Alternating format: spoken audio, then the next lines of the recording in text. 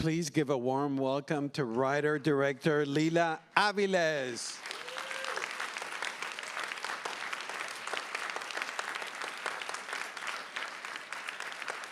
Thank you.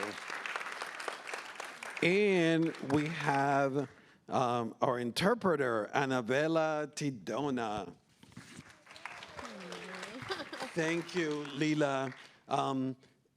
First question, your film is all about interconnectedness and this microcosm, the idea of the home as an inner world.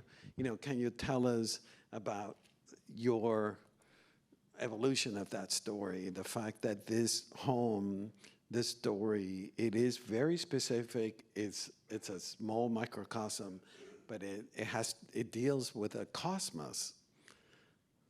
Yes, well, first of all, thank you so much.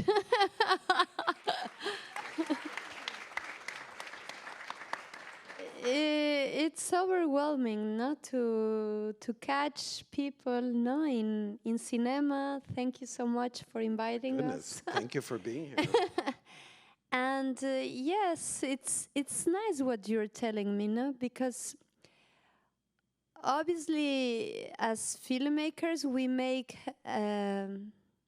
stories, no? But somehow it has its layers, and somehow it could look simple, but life as a flower or as whatever we catch in everyday life, it has its complexity. Mm-hmm. So I love that we start in this way, not like from the other layers. Normally, it's like from the simplicity to the other layers, and I love that you go from the other way. Well, because it's such a, on the surface, you can enjoy the film for its, as you call it, simplicity, but it's such a rich film. And, you know, I love all the animals that are in this house, and you call attention to the fact that we're all human, and we're living in this universe surrounded by other animals and human beings and living things. Was that your intention, your approach? Yes, and I love you so much for that. Like, like yes, I'm Mexican. I'm a woman. I'm a filmmaker, and I love to tell stories. And somehow this totemic film you have watched, it's my second film. My first film was A Chambermaid, and there's somehow a taboo with these second films. And what it has been so wonderful in my path as a filmmaker is that with my first film, I knew that my second film was going to be Totem, because I was a young mother, and somehow my daughter has been like my universe. And somehow I have learned a lot of life, of death, of beauty, of going deep or struggling, of all those things that make us being in evolution and being right now, right here in this place in Santa Barbara. That we're all connected. I mean, the big takeaway for me when I started watching the film is that we're seeing it through the eyes of Saul, and Saul in Spanish means sun. And that to me was the big hint that everything is like a cosmos, and Saul is at the center of this. How did you decide to make the story seen through the eyes of Saul? Yes, for me, it's this thing, this magical word that it's infancia es destino. Childhood is destiny. And I think that somehow in that it's like a seed. How can a big tree, how can a plant how can go deep and to the sky if you don't take care? No, so somehow for me childhood is so important and it's so beautiful and it's part of a layer you need to understand, no? And my daughter had this loss of her dad, and somehow in that process I was watching her a lot. and obviously time went out and I did a lot of different things before being a filmmaker. But I wanted to be a filmmaker so much long time of my life. And I knew that I wanted to do this Totem film somehow for her and for me, because obviously I have also my ego. But it was something about our relationship, but it's this thing, like obviously this is my house, no? My body, my cells, all this micro universe that it's Lila also, but it's out of me, but it's in me. And it's also about our house, our links, our language, our relationship, and our relationship with this reciprocity that it's other house, that it's bigger than us, and somehow we forget all the time. So I wanted to talk about so much things, but in a moment it was like, okay, calm down, Lila. No pressure, be simple, talk about you, and talk about others. And somehow, for me, this value of that taboo was in this totem thing to go deep and to speak about this hippie thing that we hear all the time, every single day of our lives, that life is a fucking wonder. It's beautiful. It's so nice to be here, living with nature, with humans, with these people that we love, and also these people that we don't know, but maybe there's a mystery also that we can exchange. And somehow it came this Totem film. Yeah. When I introduced the film,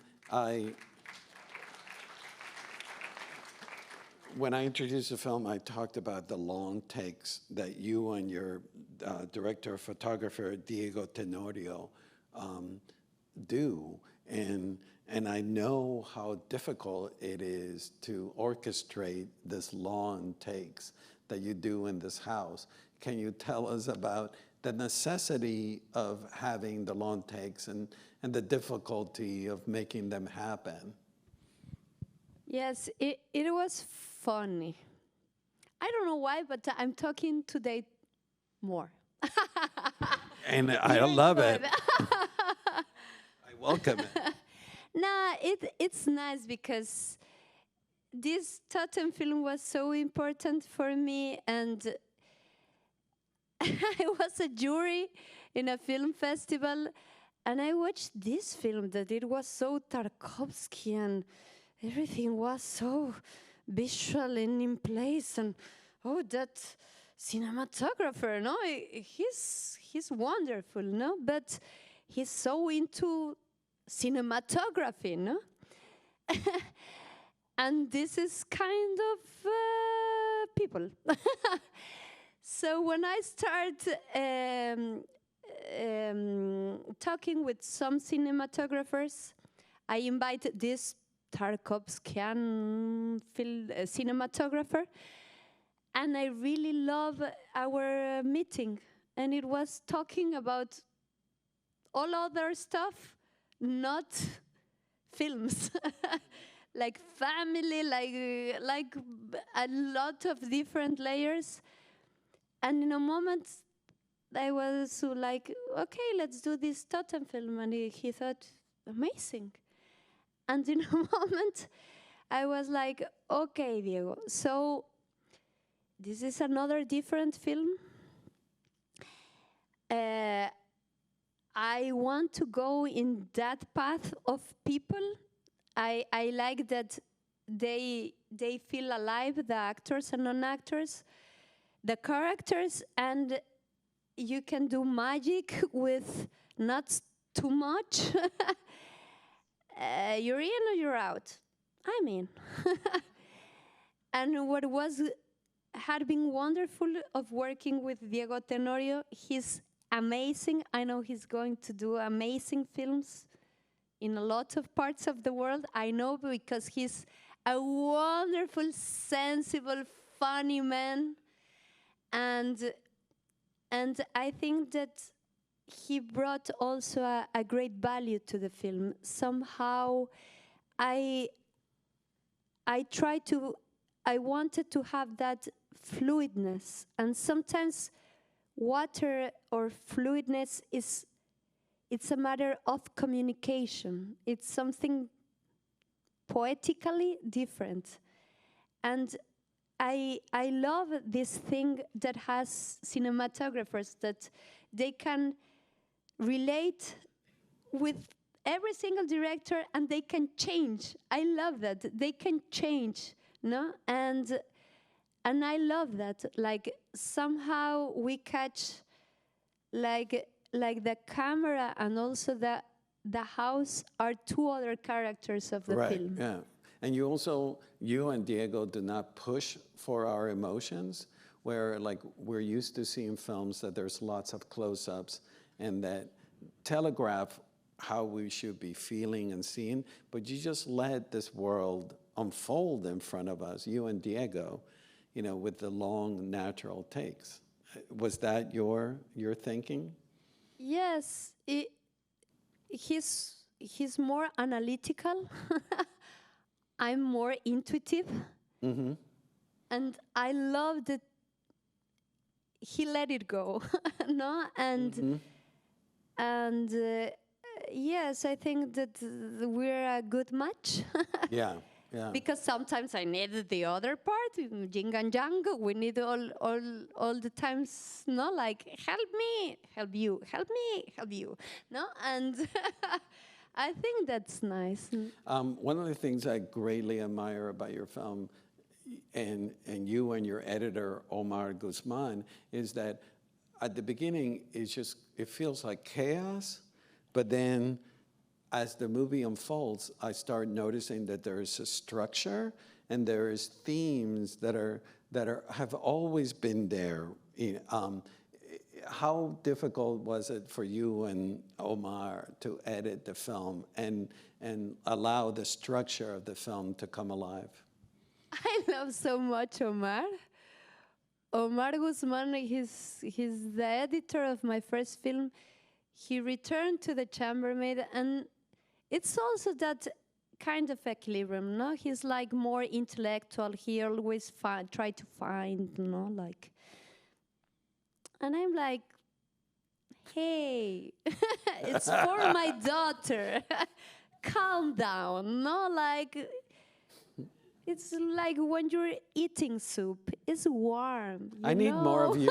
I need more of you in my life to remind me to just let go. And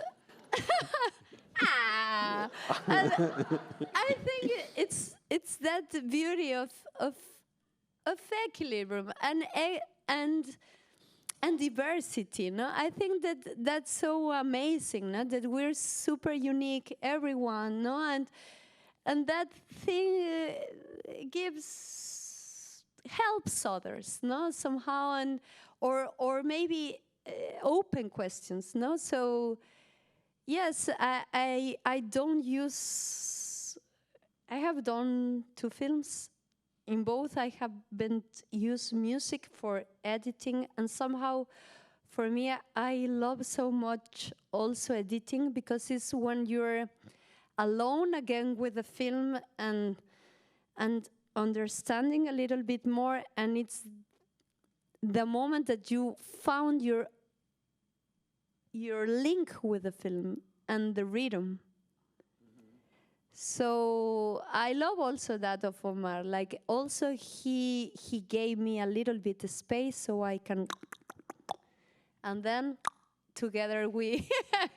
You found the structure and the themes. When I introduced the film, I also mentioned that you use actors, and then but you mix in non-actors. Was that challenging to work with actors and non-actors? And I know that Gabriela Cartol, who was the lead actress in Chambermaid, who's also in this film, she helped you with the casting. Can you tell us about that? Yes, Gabriela Cartol, she's a geisha. She's a samurai. Like, she speaks a lot of languages. I can only speak English. Like, even she can speak English, like, with British accent, like Shakespeare. Like, she's insane. She's a wonder, and she's my friend. And we became kind of family with my first film, The Chambermaid, and I knew since the first moment that this Totem film was about people and was about characters. And if I don't have the right people, this film is not a film. So let's go deep to casting. And we together made it. And yes, it was a good match. And I think that for me also, regarding these kinds of equilibriums, for me, what is wonderful of real actors is that they have their, yes, their majesty, their thing, like Their craft. yes, like their craft, their knowledge. But there's this other thing of non-actors that they don't have any ego. They are like, at what time we're going out of this? You know, like this simpleness. That's the word. Simplicity? Simplicity. That it helps, no? Like the too much actors help the not so actors, and I think it's a good match also. Like it starts playing. Like, okay, we're in present. You give me that beautiful real word and linguistically amazing. I will give it this to you. No, so somehow Yeah. they become equals and in the same path and give a lot of realism and dynamism and energy. And also as a filmmaker, I'm like, not like happy. Yeah. And how was it challenging to find Saul, the young actress? Cinema is a mystery. Yes, I had like this girl in my mind, and it's easy when you write like, she's like this, she's like that, and this Gabriela Cartol and me, we were like, yeah, samurais, warriors, but we didn't watch like 1 million girls. That's the reality. Like, I know casting directors can go to a tough, really tough times. But I don't know, it happened. We watched a lot of girls. And yes, Naima, she's family, not so near, but family of the girl that it's the mother in the film. And the mother, even she didn't had the part. But I was asking everyone, even if I went to buy milk, no, like, do you have someone, like a young girl? No, I was like super obsessive. I was asking everyone.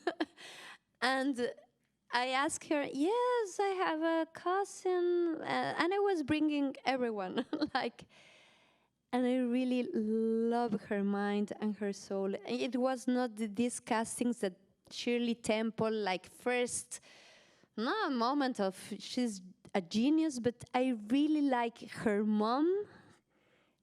I really love her mind, her soul, her energy. Somehow, her exercises were not like the most amazing, but I knew there was something in there. And I was keeping watching girls, and somehow Naima was in my mind, but I was inviting, and there were also amazing girls, and I was like, okay, Yeah. we're in good moments. Girls are coming powerful, no? And I was like, good for the film, but good for the world. It's good, both. Yeah. But obviously, you need to choose one as love as everything. Yeah. And I keep bringing Naima, and every time she was super also gentle with me. Like, I was with her and she was with me. Like, Lila, take your time. And I was like, That's great. that's great. And The house becomes another character. Tell us about finding the right house to film. You didn't build this house. This is a house that you found. And there's so much beauty in this house. Everywhere we turn, we see so much to love in this house. Can you tell us about finding the right venue? yes, in Mexico, we film a lot. It's that unique relationship that sometimes it's from out of the country, or in Mexico, there's a lot of TV series or films. They're filming a lot. And I just wanted to have like a non-filmable house. like that. Non-filmable, but that it was impossible to film in, or No, a no, film, no, that- a house that hadn't been filmed in. That no one had filmed there. Like Okay. normally, like the location, managers, they have like, oh, this is our layer of house. And the second is like, this is our same location of house. No? And I was like, okay, I want a new house, no? And the real house, I don't want to construct it. And it was funny because I look like, she's so freedom, no? But I'm also super control freak. and I was like, no, I want to feel the house, the energy of the house, and I want to catch the house, no? And the people of my team, they were nice, and they were like, okay, we're going to do this week, these houses, Lila, calm down, we're going to have it. And it was the first house, and I was like, I got it. And how much of the production does it? Because every turn of the camera, there is something beautiful that catches your eye in this house. Did you have to do a lot of dressing? And tell us about working with your production designer. Yes, the house was only the structure without nothing, no, and I wanted that feeling of really that it was Lived in. lived in. You say it better, and it was tough. Sometimes I know it's like one location, but that picky of like is real, like it's lived, and I'm super happy that we catch that essence, no? And somehow this house that that could be a little bit labyrinthic, it also cannot feel it like a palace, no? Like because obviously it's kind of big, but it's kind of small, but obviously it's not apartment. I need almost all the film there, so I needed to be a little bit more big. Yeah. But it has this essence of union, and I really like that. Yes, like it has this like labyrinthic space, even if it's not so huge, no? So for me was also super important with Diego Tenorio, the cinematographer, to catch this fluidness, no? That you don't understand if it's 2 levels, 1 level, or what is. It doesn't matter. It's about that everyone in that house is in communion, and everyone is doing something, or is speaking, or is not speaking at all. Yeah. And speaking of communion, something that may sound to the audience weird that I bring up, but there are several scenes, including the opening, that take place in a bathroom, and there is an intimacy that happens that anybody who's had a family has had that situation where you let your guard down in a bathroom with your mother, with your brother, and you tapped into that. And I've never seen a film tapped into something that we deal with on an everyday basis. Can you tell us about? Yes, what I love of friends, family, it's like somehow those frontiers, no, like countries with its own frontiers or whatever, it's like it doesn't matter, no? We're in the same place, and it doesn't matter if it's a bathroom or a room or a kitchen, no? For me, always the best parties ends in the kitchen.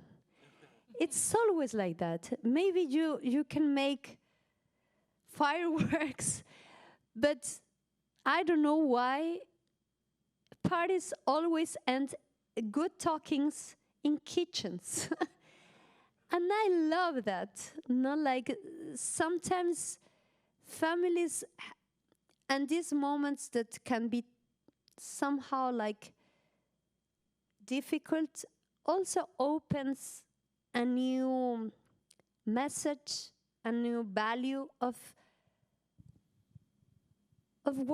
worship life, or our gratitude of being alive, or in communion, no? And I guess every single person in this place that we are sharing, even if it's your cat, even if it's your dog, is a friend, or happened even with a disease to you, and you were resilient and wake over that, you discover that it doesn't matter. And it's an experience, and it's a matter of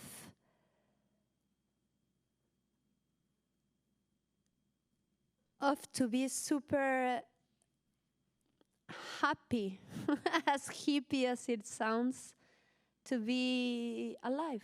Yeah, and speaking of being alive, your film obviously deals with this incoming death of Tona, but the film never feels modeling about death. It's actually the opposite. It's a celebration of life. You know, can you tell us about your approach to the subject matter? Well, for me, the other magical, mystical, super basic word is to play. Like, I read this book that it's super normal, it's super easy. Also, to those that don't like to read, it's easy. And it's called The Disappearance of Rituals. And it's not mystical, it's super normal. And he says those stupid moments, like my coffee in the morning, food for my dog, those things that make life so beautiful, but gives also a sense of time and rhythm, and gives a sense of being in presence. And he says somehow, like, we need to return to those playful, stupid rituals that makes life so wonderful. And returning to this Totem film, it was about to play, and also that discovery of working with these beautiful two girls were so delightful for me as a director. Like, obviously to do a film is super tough. Every single scene, it was like, okay, I'm going to this path. But these girls make it me like a mirror to watch my essence also, like when I was a kid, and to say, okay, I'm playing and I have the most beautiful, magical work for me that is to be a filmmaker. And voila, in a moment, it's easy. Yeah. And the last question, both of your films up until now, you know, Chambermaid and Totem, takes place in one location. Is that something that you're attracted to, making a film in one specific, or I'd love to hear your take on that. Yes, I don't want to be with the one single location. You don't want to be known as the one single location director. And all the producers, I want her.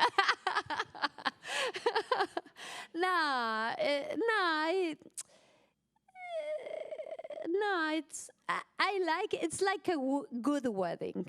Like, I like that I learned this way. Like, if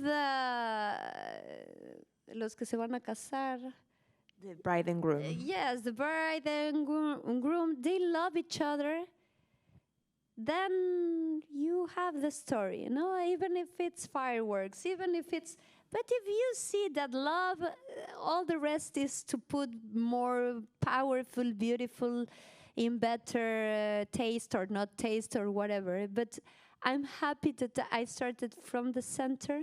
Yeah, the specificity, the microcosm.